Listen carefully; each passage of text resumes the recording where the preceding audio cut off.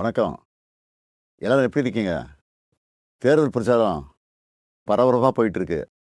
தமிழ்நாடு பூரா நான் மக்கள சந்திச்சாலும், இந்த வீடியோ மூலமா சில விஷயங்கள உங்ககிட்ட மனசு விட்டு பேசணும்னு நெனைக்கிறேன். இன்னும் கொஞ்ச நாள்ல எலக்ஷன். இந்த சமயத்துல எனக்கு ஒரு விஷயம் மைண்ட்ல வருது. 2021ல இதே மாதிரி ஒரு சட்டமன்ற தேர்தல். அந்த சமயத்துல சில பேரு ஸ்டாலின் இஸ் மோர் டேஞ்சரஸ் தென் கருணாநிதின்னு சொன்னாங்க. கலைஞரோட என்னை எப்பவுமே ஒப்பிட முடியாது. அவர நான் அப்பான்னு கூப்பிட்டத விட, தலைவர்ன்னு கூப்பிட்டது தான் அதிகம். அப்படிப்பட்ட தலைவர விட, நான் மோர் டேஞ்சரஸ்ன்னு அவங்க சொல்லும்போது, எனக்கு ஒண்ணே ஒண்ணு தான் தோணுச்சு. தமிழ்நாட்ட வஞ்சிக்க நினைக்கிறவங்களுக்கும், நம்மளோட வளர்ச்சிய தடுக்க நினைக்கிறவங்களுக்கும், நான் என்னைக்குமே டேஞ்சர் தான். இதுல தலைவர் கலைஞரை விட ஒரு படி மேலே இருக்கேன்னா, அது எனக்கு பெருமை தானே! ஏன்னா, இதெல்லாம் நம்ம தமிழர்களுடைய பிளட்லயே இருக்கு. என் மேல நம்பிக்கை வச்சு, நீங்க என்ன சிஎம் ஆக்கி 5 வருஷம் ஆச்சு. ஸ்டாலின் சார், சிஎம் ஆனதெல்லாம் ஓகே. இந்த 5 வருஷத்துல மக்களுக்கு என்ன பண்ணியிருக்கீங்க?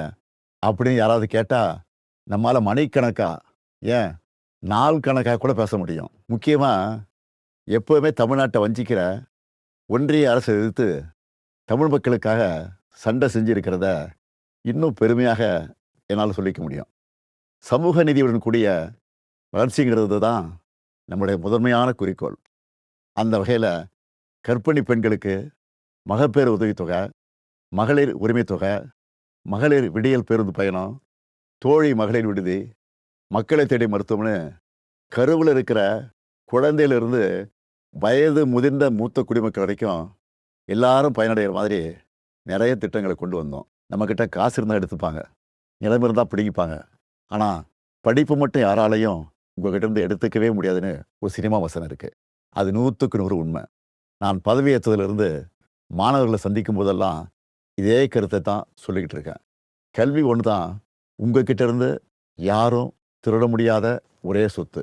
அதனால தான் ஸ்கூலில் காலை உணவு திட்டம், காலேஜ் ஸ்டூடெண்ட்டுக்கு லேப்டாப், அரசு பள்ளியில் படித்த மாணவ மாணவிகளுக்கு மாதம் 1000 ரூபாய் உதவித்தொகை, நான் முதல்வன் திட்டம்னு கல்விக்காக மட்டும் இந்த ஆட்சியில் அவ்வளவு திட்டங்களை கொண்டு வந்திருக்கிறோம்.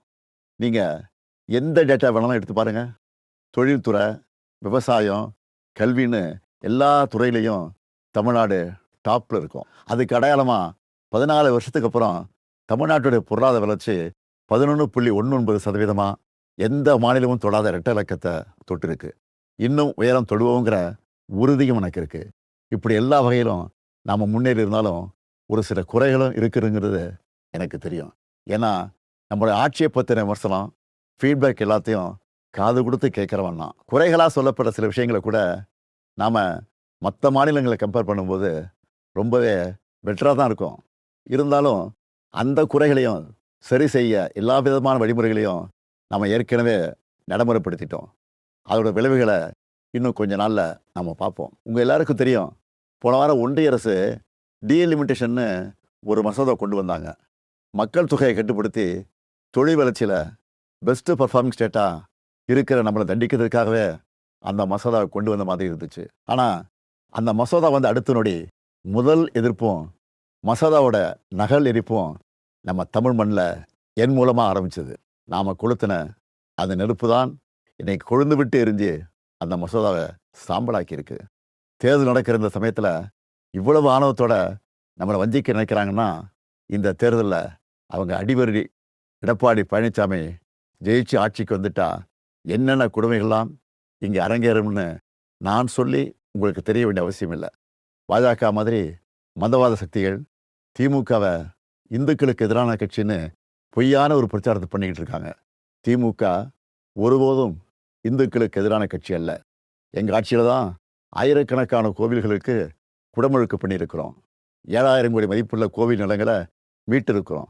இப்படி பொய்யான பிரச்சாரம் பண்ணுறவங்களுக்கு ஒன்றே ஒன்று சொல்கிறேன், 60 வருஷமாக திராவிட கட்சிகள் ஆளுகிற தமிழ்நாட்டில் தான் இந்தியாவிலே அதிகமான கோவில்கள் இருக்குது. இன்னைக்கு அதிமுகங்கிற அடிமை கட்சிக்கு ஓனர் பாஜக. அவங்க ஆட்சி செய்கிற மாநிலங்களில் கிறிஸ்துமஸ் அன்னைக்கு சர்ச்சில் பூந்து கலவரம் பண்ணுறது, புல்டோசர் வச்சு இஸ்லாமிய மக்களோட வீடுகள் இடிக்கிறதுன்னு எவ்வளவோ கொடுமைகள் பண்ணுறாங்க. இதெல்லாம் தெரிஞ்சும் எடப்பாடி அவங்க காலில் விழுந்து கிடக்கிறாரு. ஆனால் சிறுபான்மை மக்களுக்கு ஒரு பிரச்சனைன்னா என்றைக்குமே நாங்கள் களத்தில் நிற்போம். அவங்க உரிமைகளுக்காக போராடுவோம். 1975 மிசாங்கிற ஒரு போரை அன்றைய ஒன்றிய அரசு நடத்தினப்போ அதை எதிர்த்து போரிட்டு வந்தான் இந்த ஸ்டாலின். அப்போ நான் ஒரு இளைஞன், கலைஞரின் மகன். இன்னைக்கு நான் அப்பா ஸ்தானத்தில் இருக்கிறேன்.